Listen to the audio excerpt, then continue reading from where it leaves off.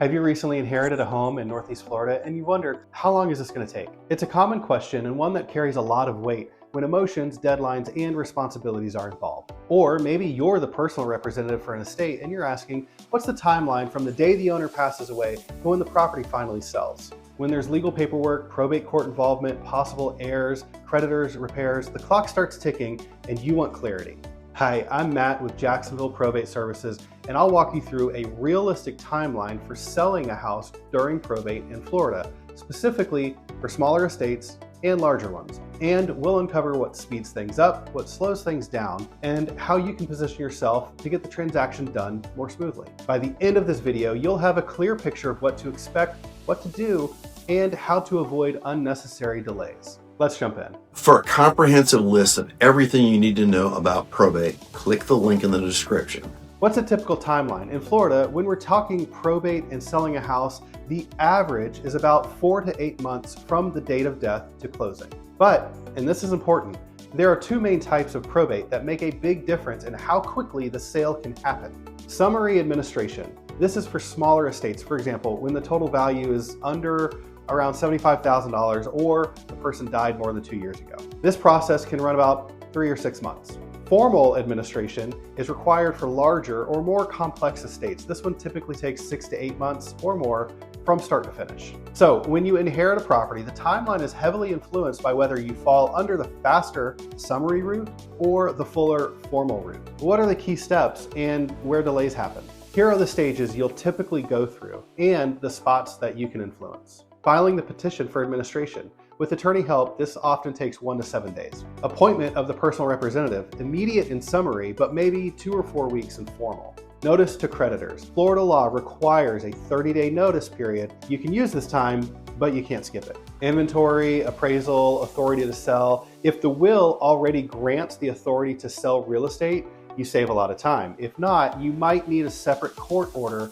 that could add 2 to 6 weeks. Marketing the property. Once you have authority, you're into the normal home sale timeline. For example, listings, showings, offers, inspections, closings. With cash buyers, this can take a couple of weeks to 30 days, but with financing it, it might be 30 to 45 days. What's key? Parallel processing. While the legal side is underway, notice to creditors, inventory, etc., you can already be prepping the house, researching the market, interviewing agents. The more you do before you actually are authorized to sell, the faster you can hit the go button once you have that authority. What speeds it up or slows it down? If you're hoping for faster, here's what helps and what to avoid.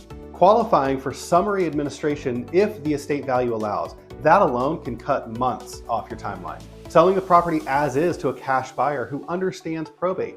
Fewer repairs, fewer financing delays, and sometimes you're closing in just days to a couple of weeks. Marketing early during the creditor notice period, so you're ready when you get the green light. Working with professionals experienced in probate real estate, the right attorney, the right realtor, helps avoid missteps and delays. These are some things that could slow things down. The will doesn't clearly give the personal representative authority to sell real estate, then you're in court for approval, adding weeks. Multiple heirs who cannot agree on price, terms, or whether to sell at all. Remember, disagreements equal delays. Unknown or late creditor claims or liens that must be resolved before closing. The property needs repairs, has financing problems for the buyer, title issues, all the usual home sale headaches plus probate adds extra. So what should you do? Since you're working through this in Northeast Florida, here's a starter action plan. Get clarity on which probate process applies, summary or formal, it does matter. Check the will or the estate documents for explicit sale authority. If you're unsure, consult a probate attorney early. Start prepping the property now, condition, comps, marketing plan, while legal stuff is already underway.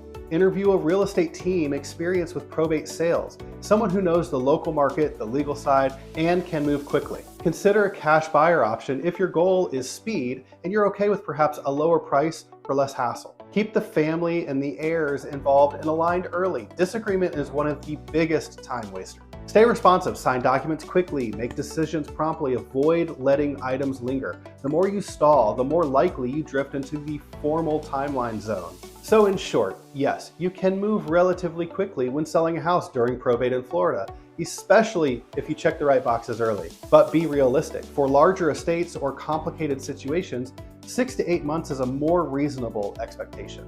If you want to talk through your specific property, your timeline, your options, especially here in the Jacksonville or Northeast Florida area, I'd be happy to help guide you through it. Thanks for watching. If this has been helpful, subscribe and follow for more insights on probate, estates, and real estate strategy. Feel free to reach out with your questions, and let's get your inherited home moving forward with clarity, speed, and confidence.